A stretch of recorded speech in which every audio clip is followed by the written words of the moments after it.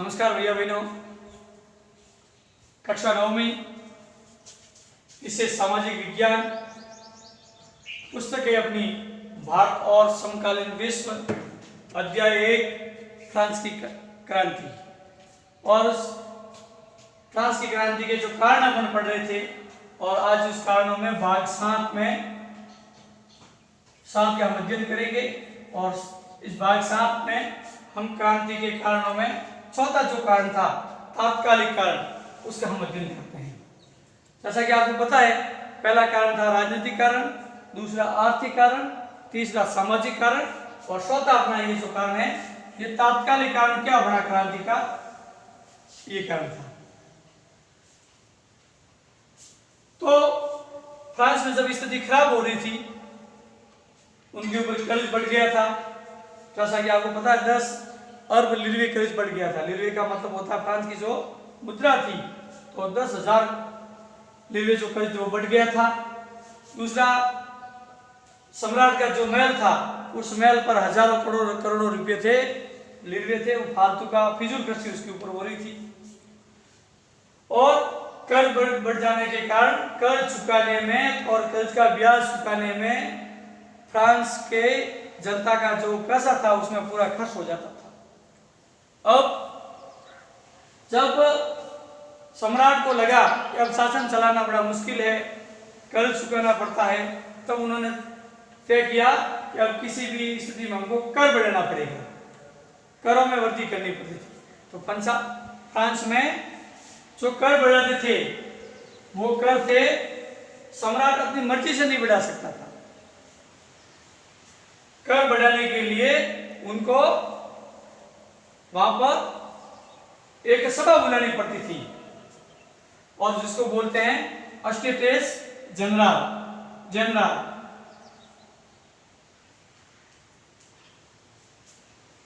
एस्टेटेस general जो होती थी, एस्टेटेस प्लस जनरल, ये प्रतिनिधि सभा थी, इसको प्रतिनिधि सभा बोलते हैं, प्रतिनिधि सभा। तो सम्राट को जब भी फ्रांस में करों में बढ़ोतरी करनी पड़ती थी तो एस्टेटस जनरल की बैठक बुलानी पड़ती थी, मीटिंग बुलानी पड़ती थी, यानी प्रतिनिधि सभा की सम्राट को मीटिंग बुलानी पड़ती थी। और ये जो मीटिंग थी, ये जो प्रतिनिधि सभा थी, ये एक राजनीतिक संस्था थी, राजनीतिक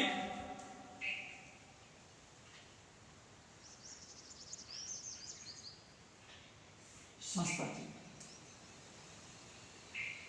और कर बढ़ाने के लिए इस राजनीतिक संस्था या प्रतिनिधि सभा को उनको क्या करनी पड़ती थी, मीटिंग बुलानी पड़ती थी।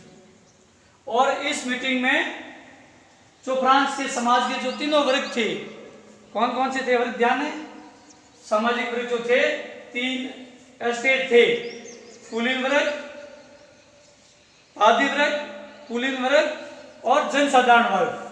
इन तीनों को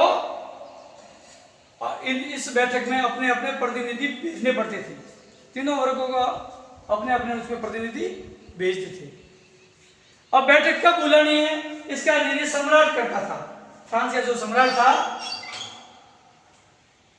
वो तय करता था कि मीटिंग कब बुलानी है, उसके पास अधिकार था। मीटिंग जब भी बुलानी होती थी बढ़ोतरी करने के लिए, तो सम्राट को ही अधिकार होता था वो मीटिंग बुलाए, मीटिंग बुलाने का। और कब बुलानी है वो भी सम्राट को ही अधिकार था कि प्रतिनिधि सभा को, एस्टेटेस जनरल की जो सभा है उसको कब बुलाया जाए। ये जो एस्टेटेस जनरल यानी प्रतिनिधि सभा थी, राजनीतिक संस्था थी और इसमें तीनों प्रकार के वर्ग थे, पादरी वर्ग, कुलीन वर्ग और जनसाधारण वर्ग, तीसरा वर्ग, उनके प्रतिनिधि इसमें भाग लेते थे। तो फ्रांस का जो सम्राट था लुई 16, उसने भी प्रतिनिधि सभा बुलाने का निश्चय किया। उससे पहले जो अंतिम जो इनकी जो बैठक हुई थी वो 1614 में हुई थी, बहुत समय पहले हुई थी। उसके बाद में ये सब प्रतिनिधि सभा की बैठक नहीं हुई थी। तो 1614 ईस्वी में ये बैठक हुई थी। तो 1614 से लगाकर 1789 तक प्रतिनिधि सभा की बैठक करों के लिए नहीं हुई थी। इसी के कारण फ्रांस की स्थिति थी और दिनों दिन आर्थिक स्थिति खराब होती जा रही थी। तो कर बढ़ाने के लिए सम्राट लुई 16वें ने 5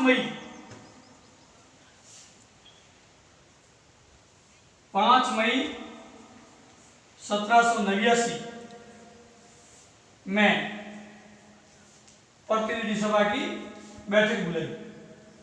प्रतिनिधि सभा की बैठक बुलाई। तो जब ये बैठक बुलाई और सम्राट का जो महल था, जिसका नाम आपको पता है वर्साई का महल, उनको बहुत अच्छी तरह से सजाया गया। आजकल भारत में, अपने भारत में भी जो अपनी सांसद यहाँ से सुन वगैरह जाते हैं, तो अपनी जो संसद होती है उस संसद में प्रतिनिधि सभा की बैठक होती है। अपने जो सांसद होते हैं वहाँ बैठते हैं, विधानसभा में अपने जो विधायक होते हैं वो बैठते हैं। तो वहां पर भी वर्साई का जो महल था उसमें प्रतिनिधि सभा की बैठक हुई। तो प्रतिनिधि सभा की बैठक में प्रतिनिधि सभा की बैठक के लिए वर्साई के महल को बहुत ही अच्छी भव्य तरीके से सजाया गया। और इस बैठक में जो 3 वर्ग थे, प्रथम वर्ग पादरी वर्ग, तो पादरी वर्गों के लोगों में से 300 प्रतिनिधि इस बैठक में शामिल हुए। 300 प्रतिनिधि ये थे पादरी वर्ग से। फिर था कुलीन वर्ग, तो कुलीन वर्ग से भी 300 सदस्य प्रतिनिधि सभा में भेजे गए। ये 300 सदस्य थे, प्रतिनिधि थे। और तीसरा वर्ग तो जो जनसाधारण वर्ग था, जिसमें व्यापारी भी थे, किसान भी थे, मजदूर भी थे, नौकर भी थे। इन सब में से 600 सदस्य भेजे गए, 600 प्रतिनिधि। ये 600 प्रतिनिधि भेजे गए। तो भेजे गए तो ये 300 सदस्य पूरे थे, लेकिन ये जनसाधारण लोग थे। इन जनसाधारण लोगों में 30 प्रकार के जो लोग थे, 600 प्रतिनिधि भेजे, लेकिन इनमें किसानों और गरीब लोगों का प्रवेश था, वो वर्जित था। किसान और गरीब लोग, जो संख्या ज्यादा थी इस तीसरे वर्ग में, गरीब लोगों को का प्रवेश था, वो प्रतिनिधि सभा में ऐसे जनरल की बैठक में ये नहीं जा सकते थे। तो इनका प्रवेश था। तो इसमें कौन के? जो बड़े व्यापारी थे, जो सरकारी कर्मचारी थे, अदालती वकील थे, ये 600 इनकी तरफ से इन्होंने प्रतिनिधि बनकर इस जनसाधारण के जो 600 प्रतिनिधि थे उसमें ये शामिल हुए 5 मई 1789 में। अब देखिए, जब मीटिंग प्रारंभ होती है तब क्या होता है? अब जो बैठक का जो हॉल था, बैठक का जो कक्ष था, उस कक्ष में जो पादरी वर्ग के 300 लोग थे, प्रतिनिधि थे पादरी वर्ग के, और कुलीन वर्ग के, उनके भी 300 थे। तो इन 300, ये तो लोग 300 अपनी अपनी कुर्सी पर आमने सामने बैठे। सामने सम्राट, इधर 300 लोग ये, इधर 300 लोग ये कुर्सियों पर बैठे।